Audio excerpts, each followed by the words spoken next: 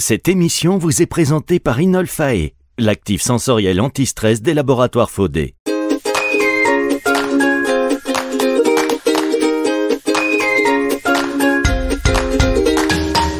Bonjour à tous et bienvenue dans cette émission NutriCast, la première plateforme audio consacrée à la phytothérapie et à la micronutrition que vous retrouvez également sur Nutri Radio, première radio française consacrée à la nutrition, à la micronutrition, aux thérapies non médicamenteuses. On s'intéresse à la naturalité finalement, et dans ces émissions, on s'intéresse à des sujets qui sont très spécifiques au secteur de la nutraceutique et des actifs. Donc aujourd'hui, on est ravis d'accueillir un des acteurs en amont de la filière, c'est Aurore Fontaine, qui est aromaticienne chez Faudé, laboratoire Faudé, la science de l'olfaction, donc, et qui est un laboratoire spécialisé entre l'olfaction, le lien entre l'olfaction et le comportement. Et ça, donc rien que ça, c'est déjà, ça doit vous dire, mais de quoi il me parle? Alors, rassurez-vous, on a une invitée, donc Aurore Fontaine, je l'ai dit, aromaticienne. Je savais même pas que ça existait, aromaticienne. Bonjour Aurore. Hop, pardon, le micro ouvert, c'est vrai. Bonjour Aurore. Bonjour. Ah, ça fait plaisir. Donc vous venez de Toulouse? Oui, d'Albi. D'Albi, et les laboratoires Faudé sont à Toulouse? Non, c'est à Tersac, donc vraiment juste à côté d'Albi. D'accord. Les laboratoires Faudé sont à Tersac? Oui. Donc là, il faut que j'apprenne, que j'ai une espèce de connaissance de la géographie du terroir. C'est ça. Très bien. En tout cas, vous êtes au cœur de la Terre, donc à Tersac, laboratoire Faudé. C'est quoi aromaticienne exactement? Ça consiste en quoi? Alors, le métier d'aromaticien, c'est vrai qu'il est pas très connu. On connaît beaucoup plus le volant parfumeur, qui là est pour tout ce qui va être, on va dire, externe, donc parfum d'ambiance, parfum corporel, skincare, etc. Et en fait, aromaticien, c'est à peu près le même travail, la même conception, mais c'est pour tout ce qui va être ingéré, c'est-à-dire tout ce qui va être alimentaire. Donc on fait partie, on va dire, des métiers artisans du goût, sauf que nous, on s'intéresse spécifiquement et uniquement au goût. Très bien. Alors, comment on devient aromaticienne? On va dire, tiens maman, je veux faire aromaticienne. Mais c'est un peu ça. C'est un peu ça? Non, il y a des écoles spécialisées. Il y a notamment une ou deux écoles qui sont en région parisienne. Et donc, c'est des études très spécifiques pour devenir parfumeur, aromaticien ou travailler dans la conception de cosmétiques. D'accord, donc vous pouvez à la fois aller sur le volet alimentaire ou volet plus cosméto, parfum. Alors moi, j'avais choisi spécifiquement l'option aromaticien. D'accord. Voilà. Aromaticien, mais alimentaire. C'est les deux. En fait, arôme veut dire alimentaire. Si c'est pas alimentaire, c'est un parfum. Ah, ok, très bien. Voilà, déjà première précision utile. Ok, voilà, on peut faire. Ah, c'est dingue ça. Et c'est combien d'années d'études? C'est un master en 2 ans. Mais voilà, peut-être une idée de formation ou de réorientation, aromaticien ou aromaticienne. Alors pourquoi le goût et les odeurs sont-ils considérés comme des enjeux majeurs pour les industries nutraceutiques et pharmaceutiques? En fait, le goût et les odeurs sont des sens, et donc qui dit sens dit plaisir. Et en réalité, le complément alimentaire, comme la plupart des médicaments, en sont un peu dépourvus de plaisir. Notamment parce qu'on utilise des actifs qui ont des propriétés, donc certes très efficaces pour le corps et de manière physiologique, mais qui comportent, on va dire, ce qu'on appelle des off-notes. Voilà. Des off-notes. Off-notes, ça veut dire des notes désagréables qui nous poussent au rejet. On est conditionné, nous, êtres humains, à rejeter par exemple l'amertume. Mais ça nous vient de nos ancêtres, les hommes avant d'être des hommes erectus. En fait, voilà, on a été conditionné à ne pas aimer l'amertume parce que c'était gage de poison. Pareil pour quelque chose de trop acide, c'était quelque chose donc soit de l'ordre du périmé, soit du pas assez mûr, donc des désordres intestinaux. Ça veut dire que nos goûts sont des espèces d'héritage? Ouais, exactement, et qui ont fait la survie de l'espèce humaine en fait. Donc du coup, le fait de ne pas aimer l'amertume et de ne pas aimer l'acidité a fait de nous les êtres que nous sommes aujourd'hui. Et donc on apprend, on va dire, au fil du temps à aimer l'amertume et l'acidité. Bon, typiquement l'amertume, on se met à aimer l'amertume au moment où on s'intéresse au café et à la bière. Voilà. Oui. Mais du coup, il y a des gens qui rejettent encore très fortement l'amertume, et il faut savoir que on a un récepteur pour le sucre, et on en a 30 pour l'amertume. Donc en fait, on est de base 30 fois plus sensible à différents types d'amertume. Donc on peut être plus ou moins amer à tel type d'amertume, pas à tel autre, etc. Donc l'amertume, c'est vraiment un sujet hyper complexe. Il faut qu'on fasse une émission sur l'amertume. En fait, je suis en train de me dire par rapport à ce que vous venez de révéler, enfin de me révéler à moi, hein, chers auditeurs. Peut-être que vous dites, mais non, mais c'est évident. Les goûts, nos goûts, en fait, sont des héritages. Mais ça veut dire qu'aujourd'hui, notre consommation, et on peut même extrapoler sur plein d'autres choses, mais on va laisser un héritage qui va peut-être, ce qui explique aussi l'évolution. Ce qui explique aussi pourquoi, en réalité, le nourrisson, quand il naît, il est très très fortement attiré par le sucré, puis par le salé. Ça c'est parce que physiologiquement, on en a besoin. C'est vrai qu'on n'a pas besoin d'amertume, on n'a pas besoin d'acidité, mais on finit par développer notre palais, comme on développe... c'est un apprentissage en fait. Voilà, c'est un apprentissage de toute une vie. Et d'ailleurs, en général, les personnes très âgées, c'est celles qui consomment le plus de produits très amérisants. Très bien. Alors, comment le besoin de... J'aime bien ce que vous étiez parti dans une longue explication, et puis d'un seul coup, vous avez fait une autosynthèse. En fait, c'est un apprentissage. Oui, parce qu'on a une émission à faire. Alors, comment le besoin vital de manger, il est lié à la perception du goût et des odeurs? Donc on est d'accord que du coup l'être humain il est axé autour de son plaisir, de la recherche du plaisir. Le complément alimentaire, lui, c'est axé sur la santé. Et du coup l'un ne va pas vraiment sans l'autre. Alors que la notion de plaisir, elle doit être aussi placée au cœur. En tout cas, sans plaisir, l'impact de ces produits, elle sera moindre. En fait, pour qu'on puisse prendre ces produits, il faut qu'il y ait quand même un peu de plaisir. On va dire que sans le plaisir, on ne mangerait pas, on se nourrirait. Franchement, on s'enlèverait une dimension, une grosse dimension sensorielle de notre vie. On l'a vu avec le Covid. Hein. Quand voilà, les gens ont perdu l'odorat et ont perdu le goût, il y en a même qu'on dit ils ont perdu le sens à la vie. Enfin, ils ont sorti des mots très très forts.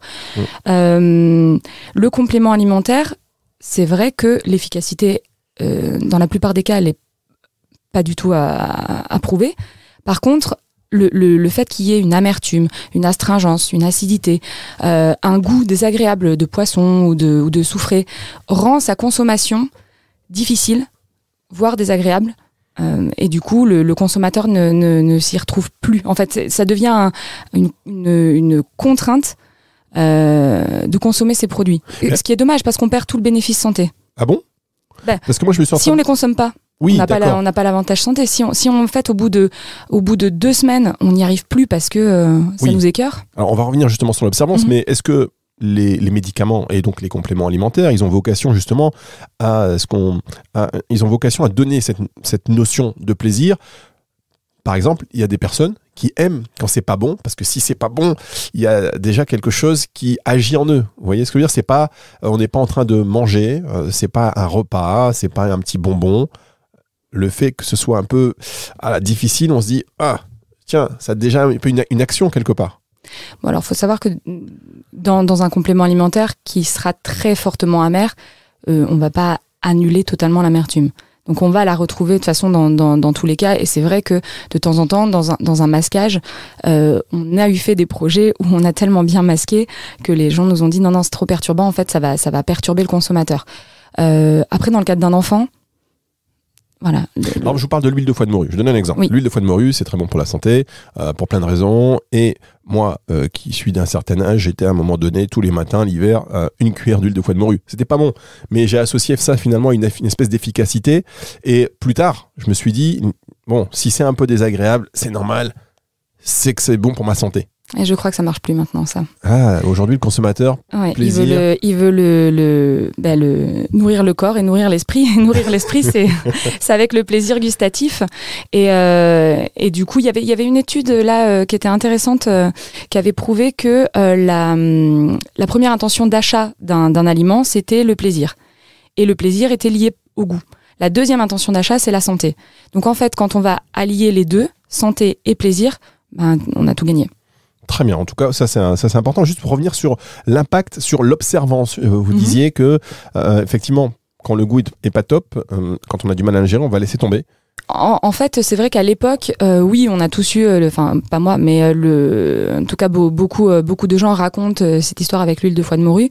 Là, il y a des produits qui sont bien pires que l'huile de foie de morue, quand même, sur lesquels on travaille, qui du coup ne sont pas accessibles à tout le monde. Alors c'est vrai qu'il y a les gens, hein, on leur dit, vous prenez un cachet, ça va vous rendre plus fort. plus beau, plus jeune, ça peut être vraiment très très désagréable au goût, ils vont le prendre. Maintenant, il y aura quand même la majorité des gens qui ne feront pas de compromis en fait entre le bon et le bon. Maintenant, on veut tout. De toute façon, c'est simple, on est dans une société, on veut tout. Donc là, on veut le bon pour la santé et le bon pour le palais. Très bien, d'où l'importance aussi de développer le masquage. Et on va y revenir dans un instant, puisque on va parler de Mask-Over, qui est une solution qui parvient justement à masquer le goût et les odeurs. On y revient dans un tout petit instant, le temps d'une petite respiration, c'est très rapide, c'est juste après ceci. Découvrez Inolfae, une innovation des laboratoires Faudé. Un actif sensoriel unique pour la gestion naturelle du stress et de l'anxiété sans accoutumance ni dépendance. Grâce au pouvoir de l'olfaction, Inolfae vous offre une expérience incomparable afin d'améliorer votre bien-être émotionnel. Inolfae, un actif élaboré en France des laboratoires Faudé destiné au marché de la nutraceutique. Plus d'informations sur faudé.com.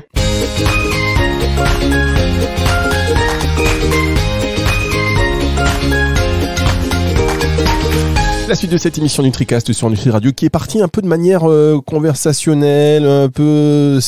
C'est pas décousu, mais je crois que j'ai fait une entrée en matière, j'ai déjà fait mieux. En tout cas, merci d'être avec nous aujourd'hui, donc sur NutriCast en même temps et sur Nutri Radio. Si vous nous écoutez sur le live, c'est Aurore Fontaine qui est aromaticienne chez Faudé, laboratoire spécialiste du lien entre l'olfaction et le comportement. Ça fait 25 ans d'expérience, 25 ans de recul et aussi 25 ans de recherche qui évolue, puisque là, vous l'avez dit juste avant cette petite pause, aujourd'hui, le consommateur, il faut que de toute façon, le goût et les odeurs conviennent pour faciliter l'observance et pour donc aller jusqu'au bout de l'efficacité des produits santé pour avoir donc tous ces bénéfices. Voilà, ça c'est beaucoup mieux dit. On revient donc justement sur cette solution de masquage qui aujourd'hui est au cœur de l'enjeu du secteur, que ce soit donc du médicament et du complément alimentaire. Comment, quand on a développé un bon produit avec des bons actifs, et ça arrive souvent dans les labos, qui vont réfléchir à de bonnes formules, ils ont des bons actifs, ils ont des études cliniques qui vont aller prouver que c'est super. Et au moment de goûter, petit problème, on se rend compte que les gens ne vont pas prendre ça et c'est là où intervient donc Faudé qui va mettre en place des solutions de masquage et on pourra revenir sur à quel moment vous intervenez dans la réalisation justement et la conception de ces produits.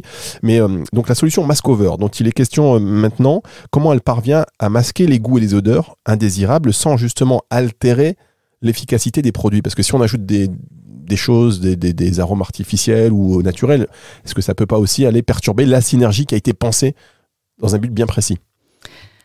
Alors déjà, quand on parle d'off-note, il faut savoir qu'il y a 3 types d'off-notes différentes. Revenez sur la définition rapidement d'off-note pour les auditeurs qui viennent à l'instant d'ouvrir la porte de Nutri Radio. Boum, off-note, on est perdu. Alors off-note égale note désagréable apportée en général par un produit naturel, donc un extrait de plante, un acide aminé, tout ce qui va être en fait issu de la nature, qui va contenir des actifs, mais par contre qui vont le pendant le revers de la médaille, c'est qu'il y a souvent une amertume ou un goût rendant la consommation du produit difficile. Et en fait, il peut y avoir 3 types d'off-notes. Il peut y avoir les off-notes sapides, on va dire, ça c'est tout ce qui va être capté par la langue et les papilles gustatives. Donc l'amertume, l'acidité, c'est souvent ces 2 types d'off-notes. Ensuite, il peut y avoir les off-notes volatiles. Donc là, ça va être le soufré, le chou, les notes marines, iodées, on a eu des notes œufs aussi, fromage, voilà. Et on a aussi les off-notes, on va dire trigéminales. Donc ça, c'est le nerf trijumeau. Donc là, ça va être par exemple le piquant du CBD, par exemple, ou une très forte astringence d'un pinéol. Voilà. Donc nous, la première étape, ça va être en fait la phase de diagnostic et on va un peu faire la cartographie du mauvais goût, le mapping mauvais goût du produit qu'on va masquer. Et ensuite, on va réfléchir à comment associer en face, comment travailler, associer les bonnes matières premières pour chacune des problématiques associées. Des fois, on a des compléments alimentaires qui sont enrichis en minéraux, en plantes, etc. Donc, il y a des fois les 3 volets à travailler. Donc ce sont souvent des projets très très riches, très complexes et très challengeants pour nous au laboratoire. Très bien, donc c'est... Et puis la dernière question, je crois que c'était par rapport au fait de s'assurer que ça n'interagisse pas avec l'efficacité du produit. Exactement, oui. Non, parce que de toute façon, le seul but d'un arôme et donc aussi également d'un arôme masquant, c'est le volet sensoriel et donc l'odeur. Donc ça se passe juste au niveau de la langue et du nez. C'est traité par le cerveau ensuite et ça s'arrête là.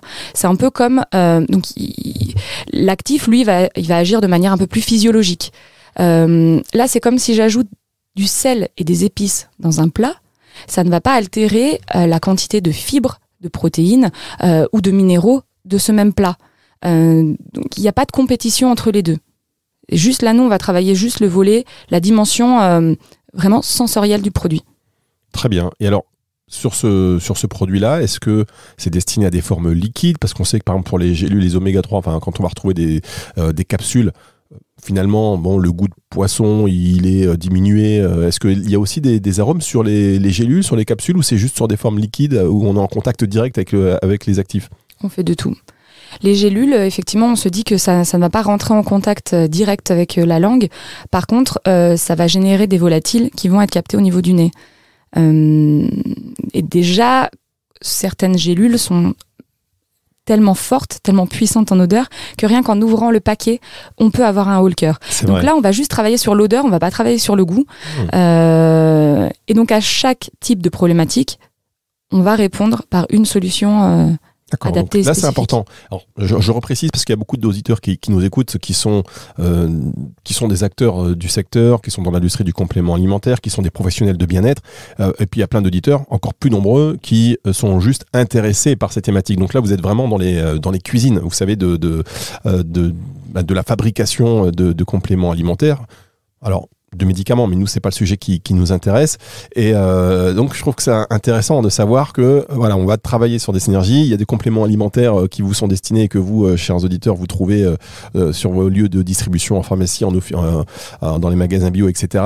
Et le goût aussi. Il n'y a pas que les actifs, il y a aussi le goût qui est très important. Et alors, justement, il y a des goûts qui fonctionnent. Ça, vous devez savoir, peut-être, est-ce qu'il y a des études où vous avez des statistiques qui disent, bah tiens, le goût, machin, ça fonctionne en termes de vente, ça fonctionne bien. Et est-ce que ça vous arrive de développer justement aussi les goûts et les arômes en fonction de ce que le consommateur aime, en dépit des actifs? C'est-à-dire, je vais avoir 3 herbes je veux dire, quelques actifs qui n'ont pas du tout de lien avec le goût framboise, par exemple, et vous allez rajouter un petit goût framboise parce que, statistiquement, on sait que le goût framboise fait plus vendre que... Alors, je me base pas forcément, enfin, l'équipe ne se base pas forcément sur la composition. Nous, on va vraiment se baser sur le type de note. Donc, typiquement, une framboise, elle ira bien s'il y a une note boisée résiduelle, même si ça contient pas de framboise. Voilà, en fait, bien sûr qu'on s'inspire des tendances actuelles. Nous, notre but, c'est que le produit soit consommé et plaisant pour le consommateur. Donc, bien sûr que on va aussi se baser sur la cible. Quand on reçoit un projet, nous on va vraiment l'étudier dans toute sa globalité. C'est-à-dire pour que le produit soit le plus facilement acceptable possible, on tient à tout étudier. C'est-à-dire que si le produit il est de couleur brune, et nous si on lui associe un arôme fraise, quand bien même ça matcherait d'un point de vue gustatif, le fait d'avoir une fraise marron dans l'esprit des gens, ça va être une fraise pourrie. Donc, on va prendre en considération aussi la couleur, alors qu'on est que aromaticien, c'est-à-dire artisan du goût. Mais voilà, on sait très bien que on est un être sensoriel et on va aussi être régi par la vue. Ensuite, on va prendre en considération le mode d'administration. Est-ce que ça va être un liquide? Est-ce que ça va être une poudre à diluer? Est-ce que ça va être une gélule, etc. Ça peut influer aussi sur le choix de l'arôme qu'on va lui mettre en face. La cible aussi. Si c'est une personne âgée, si c'est un sportif, si c'est un enfant, on va pas mettre tout à fait les mêmes goûts. Un cassis va aller très très bien pour les personnes âgées. Un cassis pour les enfants, ça le fait pas trop. C'est incroyable tous les facteurs qu'il faut prendre en considération à l'heure de concevoir des arômes. Est-ce que ce sont des arômes toujours naturels? Très souvent, parce que c'est la majorité, c'est la demande.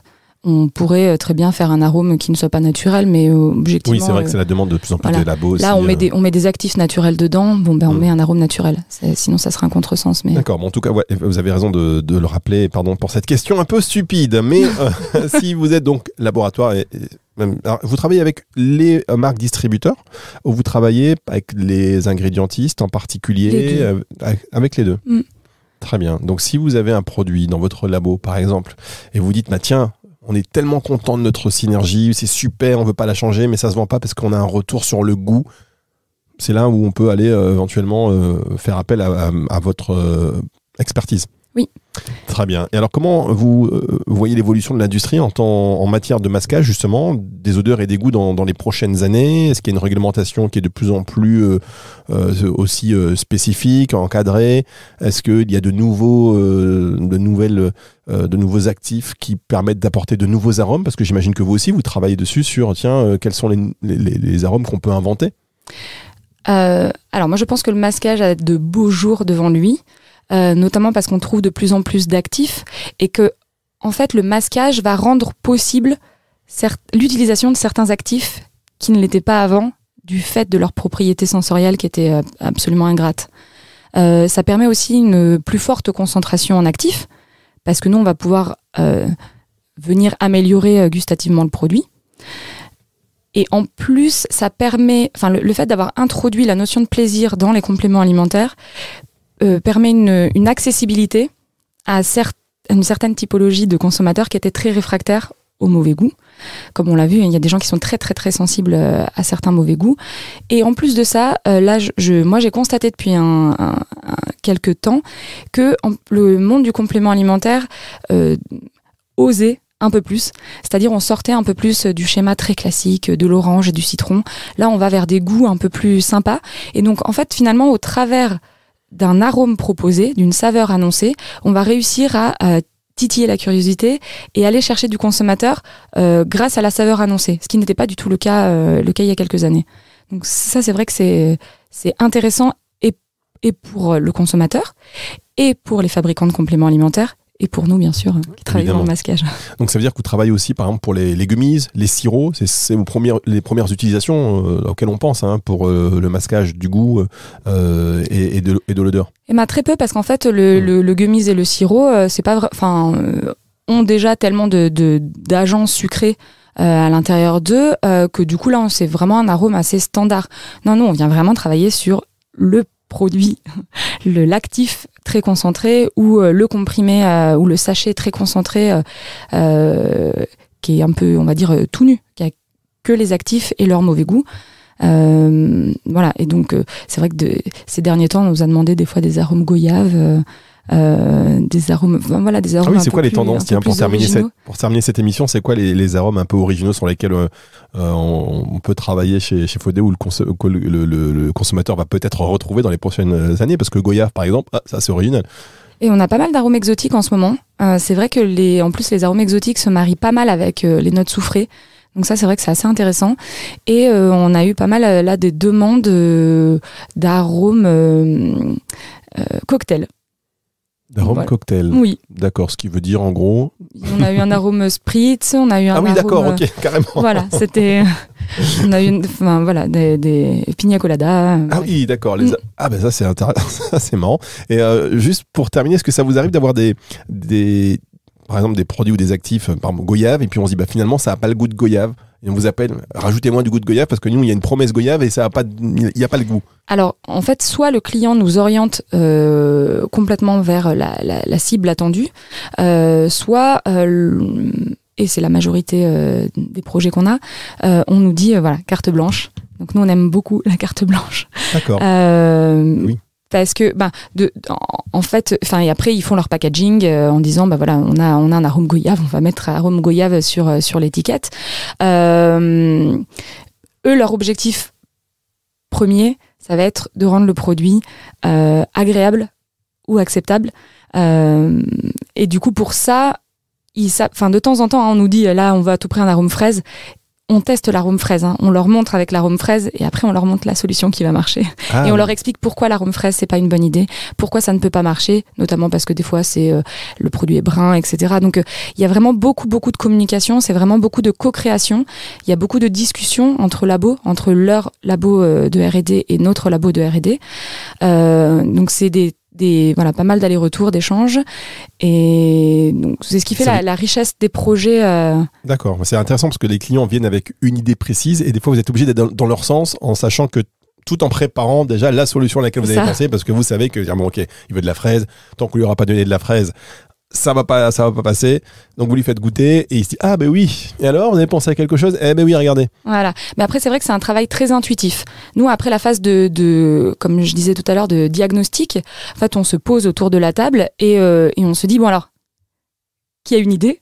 Quelle est cette idée? Est-ce qu'on y va? Est-ce qu'on n'y va pas? Et en fait en général on teste beaucoup d'idées avant de trouver la bonne. Le bon match en fait. Et en général on a souvent, enfin nous ce qu'on recherche vraiment c'est l'effet waouh, c'est l'effet on passe d'un produit qui est impropre à la consommation à un produit où on se dit mais c'est trop bon, j'en veux encore. Il y a vraiment mon actif dedans.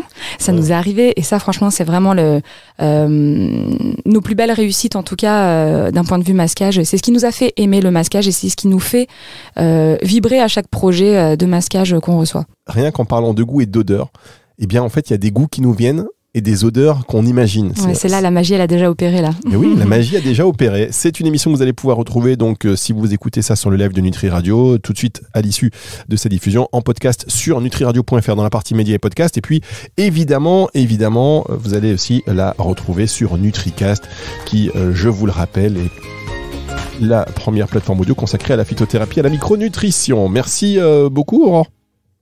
Avec plaisir. Vous êtes un peu surprise de la fin de cette émission. Je vais remettre, regardez, ce petit jingle. Hop, ici, voilà. C'est ça, je l'ai mis un petit peu court. Non, mais oui. Je me suis dit, je vais dire avec plaisir. C'est ce qu'on dit à Albi. Voilà. Ah, d'accord. Albi, on dit avec plaisir. C'est une expression d'Albi. Tout le temps. Quoi qu'il en soit, avec plaisir. Bon, bah écoutez, en tout cas, avec plaisir pour une prochaine émission. Et on se retrouve sur NutriCast pour d'autres aventures très bientôt. N'hésitez pas à commenter et à partager.